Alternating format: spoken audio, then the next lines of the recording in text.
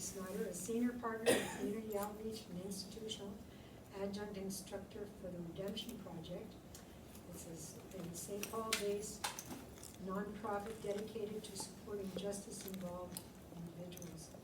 He works directly with civic organizations and community leaders to strengthen their network of community partners, employment partners, and support service partners. As an instructor of the Virtues for Success course, Dave helps associates build the foundation for a successful reentry. He also plays a role in matching associates with partners who will ensure that they have the guidance, opportunities, and support needed to thrive. So please welcome Dave Snider, who will tell us more about the Redemption Project. Thank you. Is that laptop part of the rooms, or? You can plug into an HDMI Okay. to project. Yeah, if I could. Where should I put this, or should I put mine over? You could just close it down and put it on top.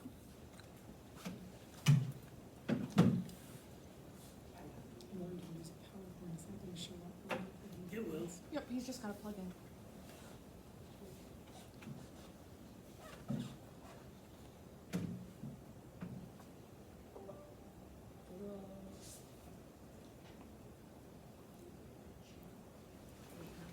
Priscilla. Pardon me over here. Thank you so much for having me. It's always a blessing to be around Rotarians. I spoke at Eden Prairie AM this morning, so I'm making my rounds. This worked out well because I live in St. Paul, so I went down there. I have a second job that I work once a week that's right in the middle of the two spots, so I stopped there and did some work from our warehouse office building, and here we are. I'm actually I've spoken to 10, 12 different Rotary clubs across the Twin Cities, and I've been blown away by the people I meet, the service above self motto that you use, you know, the work that you do in the community, to the point where I'm in the process of joining the White Bear Lake Satellite Rotary. Yeah, so it's been tough, because then I keep going to other Rotaries and they're like, we'd love to have you be a member of our club, you know, which is just a beautiful thing with Rotaries, because everybody wants you to be a member of their club, and it's nothing to be selfish or anything. It's just people, you know, it's an amazing thing. I chose the Satellite Club because my schedule kind of is all over the place. So to accommodate, they meet once a month, and they're more service oriented. So they do 3 service projects a month, and they meet once a month in person, and that really fits in my schedule. And then as I continue to go around and speak, maybe I'll find another club that becomes my home club. But that's the beauty about Rotary, is once you go to one or once you're a member, you're welcome to visit anywhere else. So thank you for that. I don't know if anybody's familiar with Ed Merrick. Ed used to be district governor on the east. Is that 5950 or 5960? 60. He's now he's a couple years out from that. He is a neighbor of one of my mentors, and early on after I spoke, or after I attended the first Rotary, starting in this role as community outreach, my coworker spoke. My mentor Bob connected me with Ed. They lived right across the street. Ed and I had a nice meeting, and he really sold what Rotary is as well. So it's just been, you know, it's been coming at me from all directions, and I've just been blessed ever since that point. So I work for the Redemption Project, unleashing redemption through transformative empowerment, igniting potential and transforming lives through innovative education and powerful partnerships. Who we are. Transformation through Virtues for Success and the Power of Partnership. Virtues for Success is our curriculum. It's a 16-week class. It's our CEO actually created it. It's very philosophical based from the old ideas of Aristotle and Plato, and the 3 parts of the self: the soul, the mind, the body, the writing of the self. We talk about reason and logic in your thought process. We talk about character, morality. We talk about the 4 cardinal virtues of wisdom, courage, self-control, and justice. We've added a lot of cognitive behavioral therapy-based stuff into our curriculum. We talk about trauma. We talk about emotional intelligence. And we relate all of those old philosophical ideas to everyday life, to a person who's incarcerated to becoming a better person, becoming a better father, a better mother, a better member of community, a better employee, all of that kind of stuff. Some examples would be, what part of the self was in control when you were being a good father, good mother? What part of the self was in control when you were struggling with addiction? Because those are very, the soul needs to be in control of the mind and the body. And it's very interesting the way our CEO created this curriculum. What's somebody's definition of courage? They might say running into a building and saving people. Well, is it also courageous to work a job at $20 an hour to provide for your family even though you don't necessarily like that job? The class is really created to change the mindset. And then we end on the note of destiny, just helping them to see more of a future for themselves, and to not be stuck in their past and actually look forward to a future. We serve associates, which are the graduates of our program, justice-impacted individuals preparing to re-enter society. Senior partners such as myself and community partners, which would essentially be a mentor or a volunteer from the community. We collaborate with our associates and walk alongside them throughout the process of re-entry. We hope to break the cycle of incarceration. That's our main goal. That's what we want to do is lower the numbers of recidivism. Recidivism is a funny word. What it means is the likelihood to go back to prison. Committing a new offense, going back to prison, having something happen that you go back into a custodial state, a custody state. So we want to break that cycle. We want to lower recidivism and keep people out of incarceration, keep them in community, keep them with their families. Oops.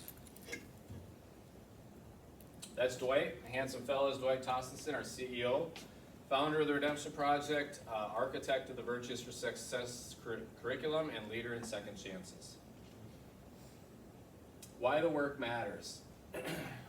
I mentioned the word recidivism, and these are recidivism rates across the country.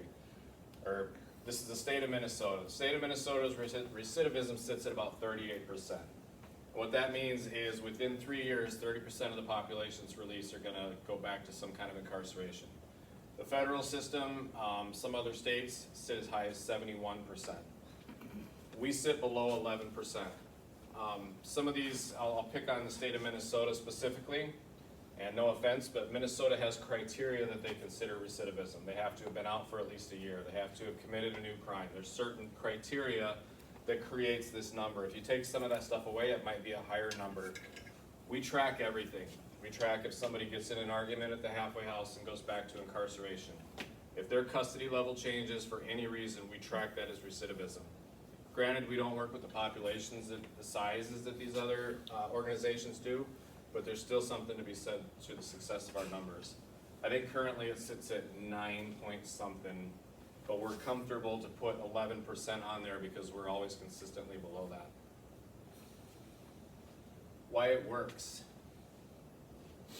Associates practice critical thinking, ethics, and responsibility, builds soft skills for personal and professional life, encourages ownership of choices rather than blaming others, creates a foundation for success before they leave prison. We use the Socratic teaching method through our Virtues for Success, open dialogue, bouncing ideas off of your peers, not necessarily a wrong or right answer. We don't teach them what to think, we try to help them discover how to think. And that's the difference, because a lot of programs within the prison system will tell you what to think. There's a pre-test, there's curriculum, you're told what to learn, and then there's a post-test to see if you get it. We do those things as well, but we're teaching you how to think through things, how to be critical, how to be responsible. Ownership and accountability are huge things within the prison system, because so many people continue to feel like a victim to the circumstances around them. Getting them to recognize that their part in the situation is a life-changing turning event in their life. This picture is one of our dinner symposiums. So once a month we have a dinner symposium at a restaurant. We usually do them at Morrissey's on West Lake Street. West Lake Street. And what it is we get all of our graduates that are in the community, we invite them all to a dinner. We have a speaker. We've had people from banking, people from housing market, people from just different areas, fitness, and we want to educate them on a new soft skill every month. Sometimes we have our employers come and they speak to them, and people get hired right on the spot. But these are important because it's just a continuation, because when people come out of incarceration, they lose a lot of their community. And this is an opportunity for them to touch base, fellowship, share time with those people, share a meal on us, and learn a new skill. And then have all the staff present to support them and keep them moving. And power of partnership. So we are not a mentorship program. What we chose to do there is get rid of the word mentor, because it can imply a hierarchy. I call all of my mentors mentor, and the people in my life that I consider a mentor, I call them that. But people who are incarcerated, there's always a hierarchy. It's always the inmate and whoever else is above them. So we went with partnership, which makes a lot of sense. It's an even relationship. It's two people or a group of people and a person working towards a common goal. Partnership reflects equality. We work with our associates. Partners provide support, which would be encouragement and accountability, opportunities, employment, education, housing, different resources, collaboration, helping meet the needs the Redemption Project cannot cover alone. Types of partners. This is our program in a nutshell. Virtues for Success changes the mindset. It helps to get them to be a free thinker, think outside the box, changes the individual. These partners are the ones that really help guarantee that success. Community partners, again, mentors or individuals volunteering time and relationship. I oversee the community partner program, and it's a real passion of mine, and I'll get into why a little bit later as I share more of my own story. But if anybody's interested or wants to know more about mentoring somebody who's incarcerated or somebody that's coming out of incarceration, I'd love to have those conversations. It's a minimal commitment. We ask for 3 months, and that 3 months is just reporting back to us how things are going, if there's any questions. Twice a month reporting is all we ask. You know, most relationships are once a week, you know, sometimes in person, sometimes just phone calls, all that kind of stuff. We work with both men and women in men's prisons and women's prisons, so we're always looking for females to work with our females. One of our mentors was very successful in business, and he's retired now, and he mentors our people. And we had a meeting. He was in our staff meeting yesterday, and he said he gets way more out of the relationship than he could ever give to the other individual. He learns more, he gains more, and he's not the only one I've heard that from. It's just when you're investing in that person's life, it's an amazing thing. Employment partners, employers willing to hire our associates. We're always looking for employers that are willing to learn more about second chance employment, want to know how the process works with us. For us, it's important to have, we have 75 employment partners across the Twin Cities, the state, some of them national, Union Pacific, UPS, Olympic Steel just up the road here, many, many others. And those are all companies that we've had a conversation with that we're on the same page on what second chance employment looks like. We have a contact with them, Olympic Steel. My contact is Elena. I reach out to Elena and I say, I got John Doe, meets all the criteria of your stuff. He's got this background. I've worked with him for a year, really want to help him get on his feet. I feel like he'd be a good fit. Elena says, I'll pull his application, we'll take a look, we'll set up an interview. And what that does is it creates more yeses and less nos. Because when people come out of incarceration, they, first of all, trying to figure out all the pathways they need to navigate is difficult. Running into all those no's is going to send the mindset that was changed through the class back to old thought processes, back to old ways of thinking, old ways of coping, old ways of making money. We want to prevent that. So I think our success, our employment rate is 70+% within the first 3 months of release for our associates. Support services partners, that would be any agency, organization collaborating to meet the needs. We work with landlords, we work with helping people get, you know, their health insurance, driver's license, anything, food shortage, utility assistance, all of that kind of stuff. We partner with other organizations, stuff that we don't do specifically in-house, again, to connect those dots and to keep that momentum moving forward. The results. Associates become productive members of society. The Redemption Project saves taxpayers money by reducing incarceration costs, which we have a lot of statistics and a lot of graphs and paperwork that show the return of the ROI how much money we save taxpayers, all of that stuff based off of our program and how many people we've served and kept out of prison. Families and communities are made whole again. And that's the big one. Families and communities are made whole again. So this is a friend of mine, Charles. Charles quoted, "During my incarceration, I was surrounded by individuals who endured my same mishaps, lived caged daily like myself, yet I found a way to remain intellectual and have integrity and insight. Driven by programs like the Redemption Project. Now I earn 6 figures. I am a single parent capable of placing every tool in my son's tool belt he needs to succeed and not make the wrong turns I did." Charles lives in Texas. Most of our resources are Minnesota based. Every now and then we get really lucky and we're able to find a connection that works out perfectly because we teach in the federal prisons in Minnesota too.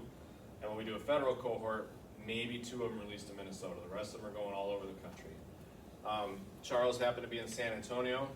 He reached out, he said, "I really want to work for Union Pacific." We have a contact, Ken, who works with Union Pacific, and he created their second chance reentry hiring practices within Union Pacific. Charles applied. I told Ken that he was applying. Charles got that kind of generic form letter bank saying, you know, got your application, but ... background. Charles had 2 armed robberies that he did federal prison time on and an attempted armed robbery when he was younger. Those are all 3 considered violent offenses, and they're all, you know, egregious when it comes to hiring practices and all that stuff. But I know Charles, and I know the man that he is. I've seen his growth. I've seen everything. I've seen him mature through the system and become the man that he wanted to be through programs like the Redemption Project. I set up a 3-way Teams call. I made introductions. I let them talk. Charles sold himself. He did an amazing job, and by the end of the conversation, Ken said, "I'm going to push this through legal. I'm going to give you a chance." He said, 50% of the reason I'm helping you is because of your connection to the Redemption Project. And that's how much a company the size of Union Pacific believes in the work we do. They donate to us through their fund, through their foundation every year. They're huge supporters. And it was an amazing experience walking along with Charles and getting the text messages and the phone calls and the emails and every step of the way. If anybody knows anything about railroad, it's an intimidating process going through all of the training that comes with that. But he kept me informed and was so excited all along the way up until the day he got his, first day on the job with no supervision, working by himself. And that was an amazing thing to experience with him and to enjoy that time with him. He is one of our success stories. I was mad that now he makes 6 figures a year and I do not, but hey, that's part of it. I get paid back in the joy of doing that kind of stuff. So another friend of mine, Happy, we call him, he works for Gens Ryan in Bloomington. Got a job as a plumbing tech. Within months, he was their top salesperson as a plumbing tech. Sent me a picture of his big smiling face on their board of top salespeople, and there he was, #1 that week, and all that kind of stuff. Got congratulated by the CEO at their breakfast. Those are the stories that matter. It's when people come out, and Happy's got 3 kids. He's got three sons. One's, I think, now 2 of them are over 18, but at the time they were not. And those are just a few of our success stories. We have master electricians. We have people that own their own construction company. People that have real estate. We have a person that went through our class that's got a Harvard degree. Obviously it was a white collar crime and went up to minimum security in Duluth. But we have a lot of success stories, more so than we do the struggles. Education, Virtues for Success, 16-module program. From student to associate, senior partner, community partner, employment partner, support services. Success being meaningful employment, stronger families, stronger communities. We do our program is taught in prisons. So we have a memorandum of understanding with the entire Department of Corrections. Paul Schnell from the DOC, who's stepping down, is a supporter of ours. He's a donor. Him and I have shared the stage before at our annual gala event. And because of that, we have a very good reputation within the DOC. It's been tough at times because each individual institution is its own bureaucracy, and it's, you know, staffing issues and different stuff. We can't always get into prisons, but we have, we've been in all of the federal prisons in the United States. In Minnesota, we're currently working with Rochester to go do a cohort. We have a continual cohort going in Waseca. Faribault, we pretty much have a continuous class going. Part of the problem with that is our boss, our CEO, is the only staff member on our team that does not have a felony or hasn't been to prison, so we can't go in and teach, which leaves him to have to do all the CEO duties plus do the teaching and stuff like that. Because of that, it's hard to navigate because the prisons are spread out. But they start the program. Once they start taking the 16-week class, we start working with them as senior partners. We start creating those release plans. We ask them a lot of pointed questions. What are your needs? What are your wants? Employment, driver's license, health insurance. What are some of your personal goals that you want? Do you need to build your credit? All of that kind of stuff. And then we're creating a release plan for them until they get out. So we usually have close to a year to work with them, setting up those processes, finding them the right prospects, sending them in employer lists that meet the needs of what they're looking for. So when they come out, again, connecting those dots seamlessly, as seamless as possible, rather than having to go through the daunting process of figuring it all out. How you can help. Anybody remember the old hair club for men? You guys, you're all too young for that, but Cy Sperling, I think was his name. He said, I'm not just the hair club president, I'm also a patient. I'm also, you know, all that. I'm not just the spokesperson for the Redemption Project. I'm not just the one that gets to come out here and speak. I'm also a graduate of the very first cohort. I've been a part of the Redemption since day one. And I am a beneficiary of the support, of the assistance, of everything having to re-enter society from incarceration, which I will share more in detail after I have these questions. Invite the Redemption Project to speak with your network. You'd mentioned, you know, other Rotaries and stuff like that. I usually leave these places and with a lot of people either touched by my story or lying to me, which could be a combination of both. But you know, there's a real power to, or there's a real getting the word out. You know, creating awareness, creating advocacy for this kind of work because it matters. You know, the degree of separation between any one of us and an incarcerated person or an addicted person it's shrinking. And, you know, it's amazing how small that's gotten. Become a community member. If anybody'd like to have follow-up conversations, I'd love to buy you a cup of coffee and talk about what it looks like to mentor one of our individuals. Employment partner. If anybody's connected to a company that wants to learn more about second chance employment, or they're already doing it and would like to, you know, work with us, because not only do we help our people get employed, but we have that person that I have communication with at HR or whoever it may be. If they're having problems with the person, they reach out to me and we try to figure out what the underlying problem is, because we want to keep them moving forward. So it's not just throw them in the job and let them figure it out. We're still there right beside them. Become a support service partner. Again, those nonprofits that help with anything, any area that might be, you know, assisting in reentry. Invest in the Redemption Project's mission through donations and advocacy. How much time I got left? About 4 minutes. Oh boy, I gotta cut that PowerPoint down. So I spent 14 and a half years in federal prison on drug charges, and that was my 4th time in prison. I've been to the state prison twice in Iowa. I've been in the state of Minnesota once. In the federal system, my entire life has been addiction and incarceration. And it wasn't until I spent 4 years in Leavenworth, which is the oldest federal prison in the United States, 40-foot wall, violence, all that stuff. And then I was blessed to go to the Federal Medical Center in Rochester, Minnesota. And it's a medical mission with a work cadre, guys who do all the jobs, and a mental health mission. So we have mental health building, medical building, and then the workers building. I spent 8.5 years as a health companion working with mentally ill patients on one side and medically ill patients on the other side. And we had an inmate-ran hospice program, inmate volunteer hospice program. And I did that for 8.5 years, helped facilitate it for about 7. And what I noticed, what I recognized through that work was addiction had made me a very selfish person.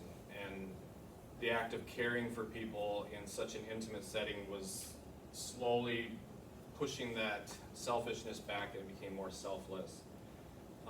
Over half the men I sat with, watched die, were dying from diseases caused by drug and alcohol use. Some of them not much older than I am right now, some of them younger than I am right now. And that, what I realized was that that person they've been told they have a week to live. There's nothing they can do about that situation. But I'm healthy, I have my whole life ahead of me, and I can do something about that. And a big part of my passion for this work is to keep their stories alive, those who did not make it out of incarceration, those that found themselves in a prison hospital bed wondering, how the hell did this happen to me? You know, just like when I got arrested and said, how the hell did this happen to me? But my life didn't have to end in that hospital bed, so I moved forward, and now I get the opportunity to help individuals break that cycle, to find their way, to find their path. I watched my kids grow up through visiting rooms and pictures. My youngest son was 6 when I went in. Now he's 23. You know, he thinks he's tough, but every time I challenge him to a fight, he's never said yes. So I think he knows better.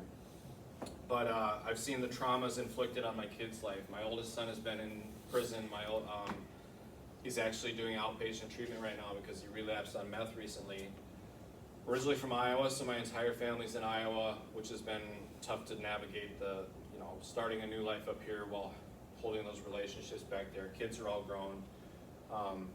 But I've seen the way my lifestyle, my choices, my absence affected them. You know, the traumas it inflicted on them. And our systems I'm not gonna pick on the systems and say they're broken, but there's a lot of things that we could do better. And when we give people 20-year sentences for small amounts of drugs, we're not minimizing the crime, but we're creating next generations of ourselves.